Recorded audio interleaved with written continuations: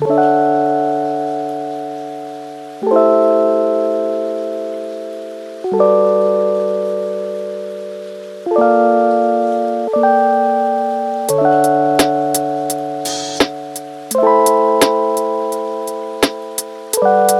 guys, how's it going? Welcome to another YouTube video. So it is check-in day today. I don't usually check in on Wednesdays, but I flew back from Dubai yesterday really early in the morning, so Dylan said I was okay to check in today. So you guys saw my physique update from this morning. I'm actually pretty pleased with my photos.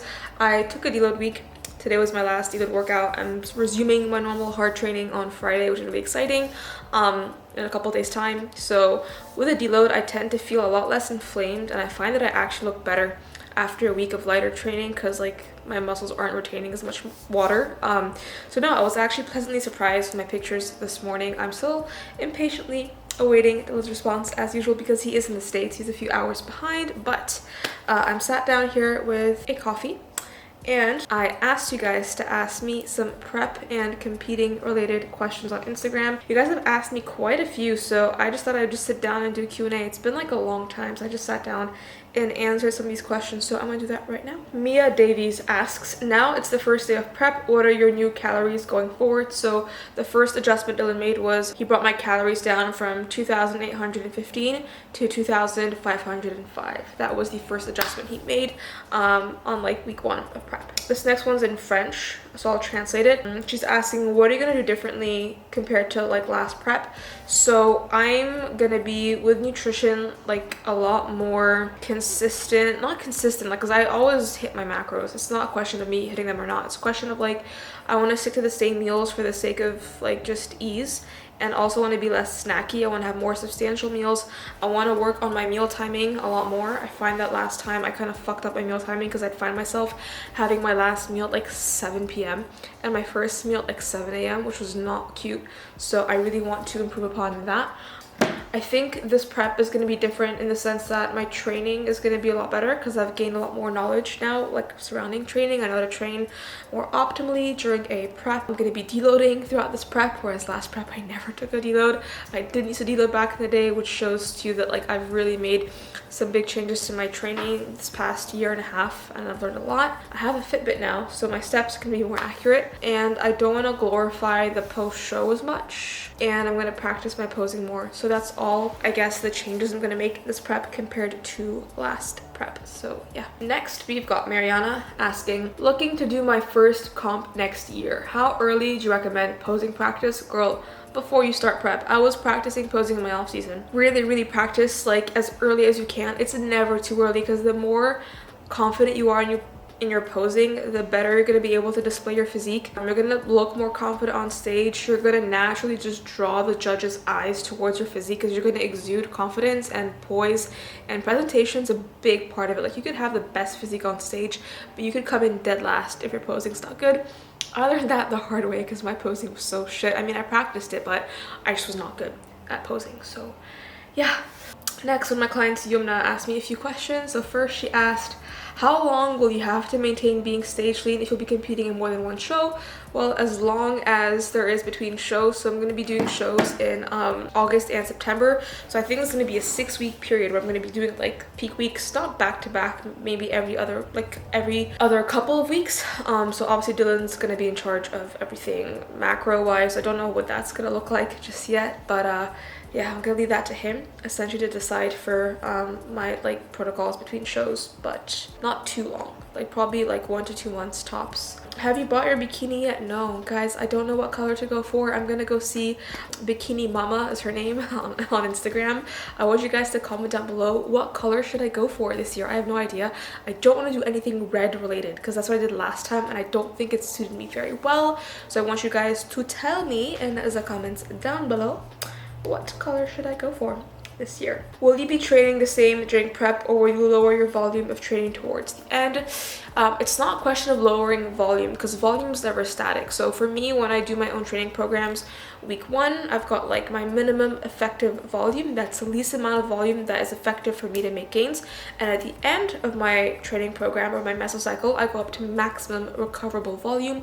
That is the maximum amount of volume that I can recover from within one session. So that MEV and MRV for short, for those two landmarks I just mentioned, those vary depending on where you are. So if you're in a bulk, for example, your minimum amount of volume is going to be a lot lower and your maximum amount of volume is going to be a lot higher. So it's going to look like this. This is like your bandwidth, but during a cut, it does this. So I probably will be starting at a higher volume, but ending at a lower volume than during my bulk, essentially. My split might vary throughout, depending, but yeah, I'm going to be training all body parts equally except for chest, which is really sad. I miss benching. So that is that. Next, are you competing for pro? In the long term, yes. I would love to turn pro this season.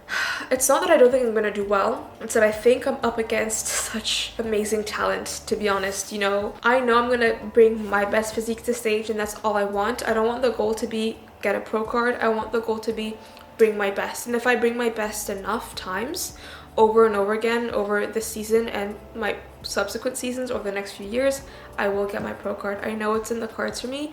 It's a matter of time. So I'm competing for pro, but I'm in no rush to get the pro card. Do you first add cardio or reduce macros? This depends on what my coach tells me to do. In general, though, I find that macro drops tend to be a bit more effective than cardio increases, but yeah. Being as you have started prep, do you have a comp lined up? So I've got a few. I'm not sure which one's gonna be my first show. It's gonna depend on when I'm ready. So basically, I know I'm going to do the Arnold UK. That's in September. So I want to do that show, and I think it's going to be one of my last shows. It's at the end of September.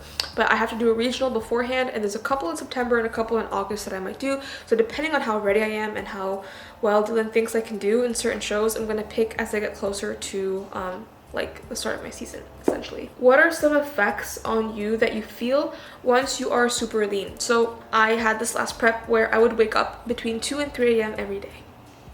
I would go to bed at like 8 or 9, but I'd be up at like 3 a.m. every single morning, and it was awful. It's not like I felt hunger, because I wasn't laying in bed like, oh, I wish I could eat now. It was more like my body just could not sleep because it was so freaking stressed out. I was cold 24/7, and it was summer. I was always cold. I felt very tired. I felt very weak. I felt very snappy, very low sex drive. Hunger was pretty high, obviously. Those were some of the side effects I noticed, essentially, when I was very lean last time. So yeah, very high food focus as well. How should one pick their first show? So depending on like where you are, like what country you live in, and depending on which federation you're going to compete in, there's different rules. Like I know that in the NPC, before doing a pro qualifier, you have to do a regional. Yeah, so just pick a show that's local to you. Make sure you give yourself enough time to prep for it. Make sure you hire a coach so that they can guide you to know how long you need to prep for the show. So it depends on so many factors like that. What are some tips when dealing with cravings? I actually made an entire Instagram post with a caption literally dedicated to answering this question. Long story short is to just deal with them. Like if you're someone who wants to compete, you should not be asking yourself how to deal with cravings. Like you can't give in to them when you're prepping. It's not just a normal diet to get ready for a holiday. You're trying to get stage lean, and if you're already asking yourself how you're going to be able to deal with cravings, then you're probably not in a good position to prep for a show. What's your number one driver? What's your motive? To be honest, I don't compete for the look, because like, okay, the stage look only looks cool on stage when you've got a pump, when you're peaked, when you're posing, when you're tan, when you're in the bikini, when you've got the hair and makeup in like on that photo. In day-to-day life, being stage lean looks horrendous. I hate it. I much prefer myself now thick, curvy, than being stage lean. But there's just something about prep, hitting my macros every day, hitting my steps and my cardio. Like obviously I do these things in the off season, but when it's prep, it gets harder because your cardio gets really high and your food gets really low, and it's just really fucking difficult. And I like that. Anything that's fucking difficult, I love, and it's really hard to put into words, but for me, it's just it's how I manifest my confidence. I manifest confidence by throwing myself at hard things and doing them, because if it wasn't for me being confident within myself and me loving myself, I would not be able to achieve those things. If that makes sense. I hope that made sense. How do you manage relationships when it comes to prep? Long story short, no relationships for me. I'm doing just very casual things right now. No strings attached. It's fun. It is fun. but I can't do a full-blown relationship. Prep or not, I'm not in a position in my life right now where I think I can commit. So I've been single for a while. But yeah, no, and then towards the end of prep, even like the hookups start to go because I've got no libido, and then they stop finding me attractive anyway because I lose all my body fat. Yeah, that's the last question that I got asked today. I'm gonna keep you guys posted for when Dylan gets back to me in this video with any changes he might make. Just to recap kind of how I progressed this first week. I didn't really lose much weight, to be honest. I weighed in at 63.8 this morning. I'm expecting a big macro drop. I hate food. I'm not hungry. I'm still drinking my calories. Like, I've got a coffee here. So that I'm tracking. That's basically it. So I'm gonna go do some work, drink my coffee, chill out. I will catch you guys for the update when Dylan gets back to me, and yeah, speak to you guys in the next clip. Alright guys, so it is quite a few days later now. I just didn't have the chance to update you guys. So the last time I spoke to you was on Wednesday. It is now Friday. So essentially I sent Dylan my check-in on Wednesday, and that was the day that I did the Q&A. And he replied to me very late, obviously, because he's a good 7 hours behind because he is in Arizona. Like, he replied on his like same day, but obviously for me, like, I got the email at like 1 a.m. UK time. I was already asleep. It was kind of frustrating because I was expecting a macro drop on that day. So what I had done was like I had saved like 250 calories from like mainly carbs and fats on MyFitnessPal, just waiting for him to reply to me. And then at 10 p.m. I still didn't get his check-in back, and I was like, well, I'll just eat then, because I don't want to undereat in case he tells me to not undereat. So I just finished my normal macros that day, the 2,500 calories that I was on, and I was so sure he was going to drop my macros. And the next morning, I obviously watched the check-in video, and he kept everything the same. He was like, oh, like weight's coming down, because it did come down. I lost 2 pounds in that first week of prep, or like 700 grams, so almost 2 pounds. 1 point something. My weight went down to 63.7, and it's still there this morning. He just said, yeah, like, you're losing weight slowly but surely. Like, next week I'll probably make an adjustment, but I don't want to do it prematurely. Enjoy the food while you still have it. And I was like, okay, fine. So I did good for finishing my calories at like 10-11 p.m. That Wednesday night. So yeah, no changes, guys. And I think my weight has dropped. I'm not sure if it's because I deloaded this past week. So when you deload, obviously your training volume and intensity is like reduced, so your muscles are not sore, they're not inflamed, they're quite flat, and that does show up on the scale as like a drop in weight or like water weight. So there's that. But at the same time, I'm also burning fewer calories every day. Mind you, I know that training doesn't burn that many calories, I know, but like, I train 6 days a week, so that's 6 days where I'm not really burning as much as I usually do. Then that's still a big change. I mean, I would still go to the gym just for like a light session, but I did 4 sessions, not 6. So there's a lot of variables. So I think now that I'm starting my new mesocycle, today's day 1, week 1 of my new meso. I've got legs today. It's gonna be a bit more consistent with the data.